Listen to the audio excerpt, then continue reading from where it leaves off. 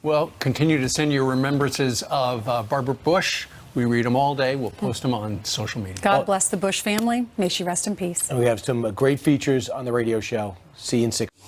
Good morning, everybody. 9 o'clock here in New York City. 3 major stories breaking at this hour. Number one, we're learning about a face-to-face meeting with the CIA Director Mike Pompeo and Kim Jong-un, the reclusive North Korean leader. This while reports of gunfire in Syria blocking UN inspectors from reaching the site of that chemical attack. And also this morning, America says farewell to an icon and former First Lady, Barbara Bush. And what a life and what a sense of nostalgia we gathered last night when the news came to us. Good morning. I'm Bill Hammer, live inside of America's Newsroom. Sandra, morning to you. A beautiful morning looking back at her long life. I'm Sandra Smith. Those who knew her best are praising Barbara Bush for her devotion to the nation, her faith, and her family. She passed away yesterday surrounded by loved ones. Her husband of 73 years, former President George H.W. Bush, holding her hand. We will have more on her life, memory, and the tributes pouring in throughout the morning. A lot of tributes at that. Meanwhile, the White House confirms President Trump sent Mike Pompeo on a secret mission with Kim Jong-un in Pyongyang about 10 days ago. And breaking right now in Syria, reports that chemical weapons inspectors have been delayed near Douma after gunfire at the site of this month's chemical attack. May not surprise a lot of people in that story. Team Fox coverage now. Adam Housley live outside the Bush residence in Houston, Texas. But first, Kevin Corke is live in Florida with the president there. And start with the news on Pompeo in North Korea. And what does the meeting tell us about the strategy, Kevin? Bill, good morning. Quite frankly, it tells us what we've known for some time throughout this administration, that a breakthrough with North Korea is a focal point in the region. And White House officials have been consistent in telling us that they feel like Pompeo is the right man, given his experience, to carry that assignment forward. Let me take it to Twitter, the president talking about it. And as you pointed out, he is confirming exactly this, that Mike Pompeo met with Kim Jong-un in North Korea last week. Meeting went very smoothly, and a good relationship was formed. He goes on to add, details of summit are being worked out now. Denuclearization would be a great thing for the world, but also for North Korea. Now, the meeting, Bill, comes ahead of what most observers believe will be a summit later this year. We are still hearing late May, possibly into June, as that changes, of course, on the ground, depending on what happens around the globe. And while expectations remain relatively low that a major deliverable will be hammered out in the meantime, there are signs of cautious optimism. We've had talks at the highest level. Well, let's leave it a little bit short of that. But we have had talks at the highest level. And it's going very well, but we'll see what happens. We'll see what happens has been consistently the message from the president. Clearly, they would like to have something hammered out ahead of time so that they can say whether the meeting goes swimmingly or not, they have delivered on something. We'll keep you posted as we learn more, Bill. And a long way to go, too. Kevin, what's the Trump administration's response on that? Well, listen, there's an old saying.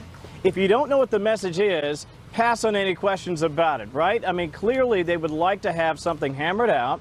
Whether it's North Korea, whether it's Syria, whether it's Russian sanctions. But you don't want to get in a situation, Bill, where one side is saying something and the other side is saying something else. In this case, Larry Kudlow, the president's chief economic advisor, sort of kicked a hornet's nest by suggesting that UN Ambassador Nikki Haley had a bit of confusion when it comes to the possible timing of Russian sanctions, additional possible sanctions for their support of the Assad regime. So, of course, yesterday in answering a question, Kudlow said, well, she may have been a little confused about the timing of the rollout. Well, that didn't sit too well with the U.S. ambassador to the UN, Nikki Haley, telling our Dana Perino, with all due respect, I don't get confused. Now, Kudlow did call to apologize, but it is also important to point out, Bill, the administration has not rolled out new sanctions, at least not yet publicly. And if they do, they promise they'll be on the same page. A lot to cover there. Thank you, Kevin. The day's just starting. Okay, they're in Florida. Thank you much, Sandra. Meanwhile, the nation mourning former First Lady Barbara Bush. An outpouring of love and support pouring in from all over the country this morning. Her eldest son, former President George W. Bush, along with his wife Laura, sharing memories with Maria Bartiromo this morning. He was warm and wonderful till you got out of line. And she wasn't too warm and wonderful. No, she was awesome. She was funny and fierce and said her mind. She was a great role model for me, for sure. I learned how to be a first lady. Were you able to say goodbye? Oh, yeah. In person, and then on the phone. Laura and I went over to see her a week ago Saturday, and we had a wonderful visit. She was strong, lucid. Funny still? Funny. She and I were needling each other, and the doctor came in, and she turned to the doctor and said, "You want to know why George W. is the way he is?" And the doctor looked somewhat surprised. She said, "Because I drank and smoked when I was pregnant with him." That's hilarious. Yeah, no, she's funny. She had great faith. She truly believes that there's an afterlife, that she'll be wonderfully received in the arms of a loving God, and therefore did not fear death. And as a result of her soul being comforted on the deathbed, my soul is comforted. Some wonderful memories shared by her eldest son. Adam Housley is live outside the Bush residence this morning in Houston. Good morning, Adam. Good morning. Yeah, memories that are being echoed by so many, whether they knew her personally or they had a chance to see her at their college speak or they saw her just on television. A remarkable woman she was, memorialized not only here in Houston, but across the state, across the country, and around the globe. All sorts of remembrances coming in. In fact, we have a live look for you right now at the funeral home where you can see the flag at half-staff across Houston, across the country. The flags are flying in half-staff in honor of the former First Lady. We do have some more details, too, as we of what's coming this week in regards to her services. Mrs. Bush will lie in repose at St. Martin's Episcopal Church in Houston on Friday. Funeral services on Saturday at the same church, followed by her burial at the Bush Presidential Library in College Station, Texas, which is Texas A&M, which is her final resting place, where she'll be buried next to her daughter Robin, who passed away at a young age. Now, the First Lady of the United States, obviously a relentless proponent of family literacy, passed away last night at 92, survived by her husband of 73 years, George H.W. Bush, who held her hand until the very end. 5 children, their spouses, 17 grandchildren, 7 great-grandchildren. Amazing remembrances coming in from people across the aisle as well. The Obamas with a statement. In part, it says, quote, "We'll always be grateful to Mrs. Bush for the generosity she showed us throughout our time in the White House, but we're even more grateful for the way she lived her life as a testament to the fact that public service is an important and noble calling." Also, former President Bill Clinton tweeting, quote, "Barbara Bush was a remarkable woman. She had a grit and grace, brains and beauty. She was fierce and feisty in support of her family and friends, her country and her causes. She showed us what an honest, vibrant, full life looks like. Hillary and I mourn her passing and bless her memory." Those memories coming in. I had a chance to speak with someone very close to the Bush family yesterday. She says Barbara always did it on her terms. She went home on her terms. She was with her family on her terms till the very end and with the love of her life. And what a life it was. And we'll learn more about that throughout the week, guys. And also more memories are coming in from people, again, all over the globe that this woman touched, whether they knew her personally or they knew her from afar. Back to you in New York. What a life. Adam Housley, thank you. A great interview there, too. I want to bring in Newt Gingrich, former Speaker of the House, creator Defending America, Course.com. And Sarah, good day to you. I hope my mother was listening to that comment about smoking and drinking while pregnant. That might explain a lot about me. I felt a lot of nostalgia last night and again today. What is your reaction on the passing of Barbara Bush at 92? Well, I think that she really did become sort of America's grandmother. I think of all the first ladies that I've known of, she had a unique role, partly because she was the wife of one president who'd also been vice president, and then she was the mother of another president. So the length of time she was in public life and the way she handled herself with a kind of dignity and humor, but also a firmness. I mean, she represented a generation, the greatest generation that fought World War II. She and George H.W. Bush waited to get married while he went into the Navy, was the youngest naval pilot in the war, was shot down and rescued by an American submarine. They have almost a fairy tale story in some ways.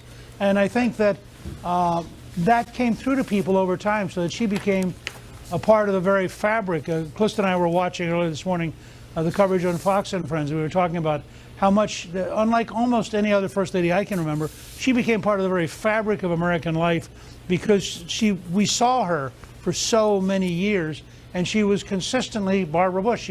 She was never anybody else. She never worried about being anybody else, and she was very happily both a spouse, a mother, and a public figure simultaneously. Yeah, her funeral is Saturday, and we will have a lot of remembrances over the next several days here. There's a lot of news to get to. The Syria inspectors apparently have been fired on from the UN. I imagine that's not much of a surprise to you when you look at the cat and mouse game over the years, not just in Syria, but in Iraq. That's yet to be settled. But this North Korea story with Mike Pompeo going there over Easter weekend, how do we make sure we don't get snookered by Kim Jong-un? Why do you laugh about that? Well, I mean, first of all, I was just thinking about the Democrats in the Senate right now wrestling with whether to vote for Pompeo to be Secretary of State. This is a guy who graduated first at West Point, graduated first at Harvard Law School, and just proved he's capable of quiet diplomacy by going as the CIA director to sit down with the dictator of North Korea. I believe that there's a very real chance that the Trump policy of firmness is leading Kim Jong-un to decide that he actually wants a deal. I think that would be remarkably historic, and I think that having a willingness to meet with him, going through this process, really opens up possibilities that are very important, and I think, frankly, puts pressure on the Senate to confirm Pompeo as Secretary of State. It's absurd that they're being slow about this. Other people, Hillary Clinton, John Kerry, got accepted by Republicans by huge margins because they didn't politicize approving Secretary of State. I would hope today, with this news, that Democrats would recognize that Mike Pompeo can be a pretty darn good diplomat and that he's very prepared to negotiate even with the toughest dictator on the planet. Well, I really appreciate your comments today. Thank you, sir, for coming in. Hope to speak to you soon, okay? Former House Speaker Newt Gingrich right there. Barbara Bush, code name in the White House was Tranquility, which is probably where she is right now, right? My favorite quote, I married the first man I ever kissed. When I tell this to my children, they just about throw up. That was her degree of humor. And wow, 73 years of marriage. You need a good sense of humor. You are correct, Sandra.